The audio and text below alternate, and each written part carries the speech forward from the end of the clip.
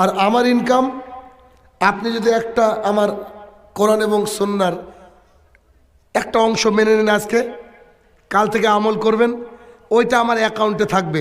ওই অ্যাকাউন্ট দুনিয়াতে না, ওটা আল্লাহর কাছে আছে। বুঝতে পারছেন? তাহলে এই যে রাতের পর রাত জার্নি, এত ঠান্ডা, কনকনে ঠান্ডা, এই সময় বসে আলোচনা করছি, আলোচনা শুনছেন। যদি আপনি আমি কিছু নাই পাই, তা তো পাগল হয়, দুনিয়াতে কাজ নাই, ঠিক না?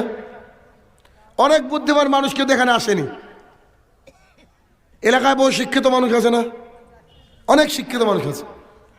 অনেক শিক্ষিত মানুষ এখানে আসার সুযোগ পায়নি, ঠিক না ভুল বলছি?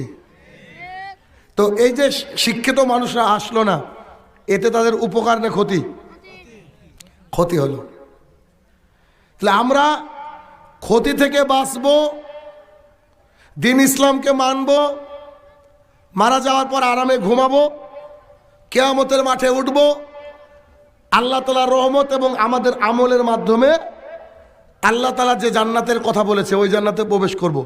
এটাই হচ্ছে মূল টার্গেট হওয়া উচিত আমাদের।